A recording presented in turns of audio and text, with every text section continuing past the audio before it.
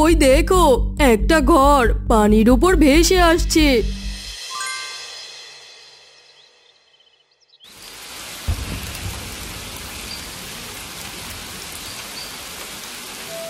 মা, বাইরে দেখো না, কত সুন্দর বৃষ্টি হচ্ছে। আমি বাইরে যাব মা, বাইরে যেয়ে আমি বৃষ্টিতে ভিজবো। চুপ করে ঘরের মধ্যে বসে থাক, বাইরে অনেক বৃষ্টি হচ্ছে, এবারে মনে হয় বন্যা হবে। বন্যা? মা, বন্যা কেমন হয় বলো তো? বন্যা হলে গ্রামের মধ্যে পানি ঢুকে পড়ে, সবার ঘরের মধ্যে পানি চলে আসে, তখন খুব কষ্ট হয়, খাওয়া থাকা ঘুমানো কিছুই করা যায় না রে মা। তাহলে বন্যা হলে আমরা কোথায় থাকবো মা? ঘরে যদি পানি ঢুকে পড়ে তাহলে তো ঘুমাতেই পারবো না। আল্লাহর কাছে দোয়া কর মা, যাতে বন্যা না হয়। বন্যা হলে সবার খুবই অসুবিধা হবে রে মা। হে আল্লাহ, যদি বন্যা হয় তাহলে তো আমরা মহা বিপদে পড়ে যাব। দয়া করে তুমি বন্যা দিও না।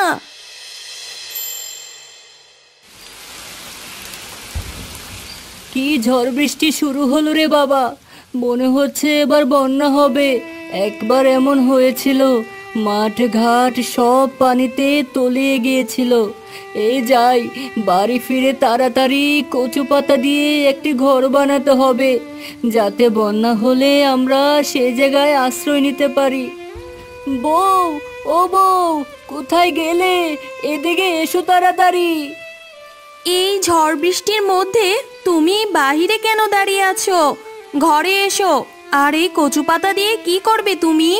না গো বউ, ঘরে আর যেতে পারবো না। নদীর অবস্থা খুবই খারাপ, আর বৃষ্টি থামবার কোনো নামই নেই। তুমি এক কাজ করো, ঘরের মধ্যে থেকে কাঁচিটা দাও। এই ঝড় বৃষ্টির মধ্যে কাঁচি দিয়ে কি করবে? কোথাও যেতে হবে না, তুমি ঘরে এসো। আমি তোমার কাছে কাঁচি চাইলাম, কাঁচিটা দাও। তার আগে বলো, কাঁচি দিয়ে কি করবে? চারপাশের যা অবস্থা, তাতে বোঝা যাচ্ছে নিশ্চিত বন্যা হবে। আর বন্যা হলে তো আমাদের ঘরবাড়ি সব ডুবে যাবে। তুমি আমাকে কাঁচিটা দাও, কলা গাছ কেটে আনবো, তারপর কচু পাতা দিয়ে একটি ভাসমান ঘর বানাবো, যেন বন্যার সময় সেখানে আমরা থাকতে পারি। আহা, সকাল সকাল যা পেয়েছি, এরকম প্রতিদিন চলতে থাকলে তো আমি 2 দিন পর জমিদার হয়ে যাব। আরে মিচকে, কলা গাছ কাটছিস কেন রে এই ঝড় বৃষ্টির মধ্যে? সে কথা আর বলো না বাঘমামা, যে কোনো সময় বন্যা হয়ে যেতে পারে। নদীর অবস্থা খুবই খারাপ, যে কোনো মুহূর্তে গ্রামের মধ্যে পানি ঢুকতে পারে। তাই আমি কলা গাছ আর কচু পাতা দিয়ে একটি ভাসমান ঘর বানাতে চাই। ধর, এসব বাজে কথা বলবি না। মেঘ কেটে যাবে, বৃষ্টিও থেমে যাবে, আর এইসব কচু পাতার ঘর বানানোর কথা আর কাউকে বলিস না, লোকে তোকে পাগল বলবে।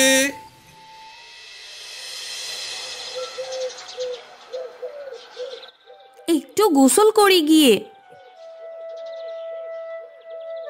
আরে বাঘিনী মামি, এসো এসো, গোসল করতে এসেছো বুঝি?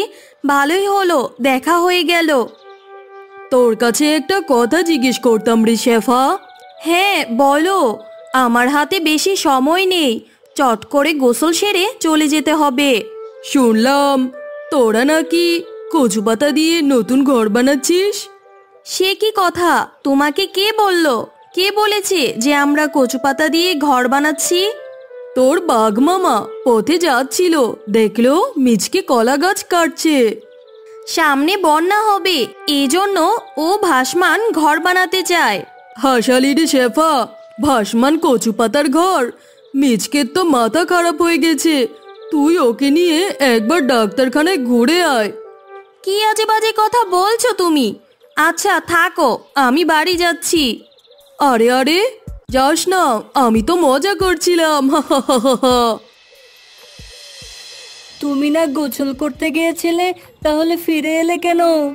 তুমি যা শুরু করেছো তাতে গোসল করার জায়গা কোথায়? ওই বাঘিনী মামি আমাকে কত কথাই না বলল, তোমার কচু পাতার ঘর নিয়ে হাসাহাসি করলো।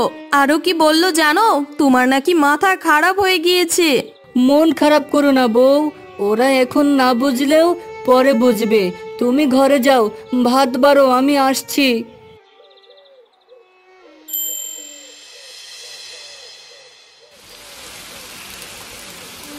মা, দেখছি চারদিক পানি দিয়ে সত্যি বন্যা হয়ে গেছে। এখন আমরা কোথায় যাব? বাবার কচু পাতার ঘরটাও তো বানানো হয়নি। চিন্তা করিস না মা, আমি রাতের বেলাতেই ঘর বানিয়ে রেখেছি। এখন আমরা ওই ঘরেই থাকতে পারবো। সত্যি বাবা? চলো আমিও নতুন ঘরটা দেখি। আয় মা আয়, আর বউ তুমি পিছনে এসো। কেমন হয়েছে বলো দেখি আমার কচু পাতার ঘর? খুব ভালো হয়েছে। এখন আর চিনতে নেই, আমরা ঘরের মধ্যেও থাকতে পারবো।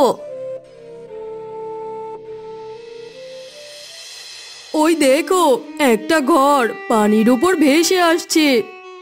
আরে এ তো মিচকের ঘর। সত্যি তো কচু পাতা দিয়ে ভাসমান ঘর বানিয়ে ফেলেছে। এই মিচকে, আমাদেরকে একটু বাঁচাও। বউ দেখো তো, ওরা ডুবে যাচ্ছে, চলো ওদেরকে নিয়ে আসি। হ্যাঁ হ্যাঁ, চলো চলো। এসো এসো, আমাদের কচু পাতার ঘরে তোমাদেরকে স্বাগতম। আমাকে মাফ করে দাও মিচকে, আমি তোমাকে অনেক খারাপ কথা বলেছি, অনেক হাসাহাসিও করেছি। ওসব কথা বাদ দাও, আমি এই ঘর শুধু আমাদের জন্য বানাইনি, সবার জন্য বানিয়েছি। যতদিন পানি না শুকায় তোমরা এখানেই থাকবে।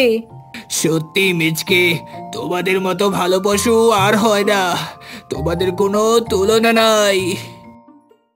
বকুলপুর নামে এক ছোট্ট গ্রামে মিচকে নামে এক শিয়াল, তার বউ শেফা ও তাদের একমাত্র মেয়ে টয়াকে নিয়ে বসবাস করত।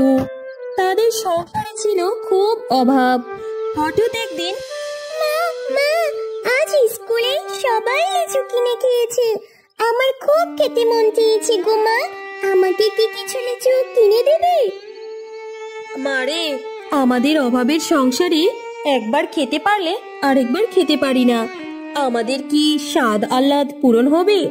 তুই চিন্তা করিস না, আমি বাঘিনী ভাবির থেকে কিছু টাকা ধার করে এনে তোকে লিচু কিনে দেব।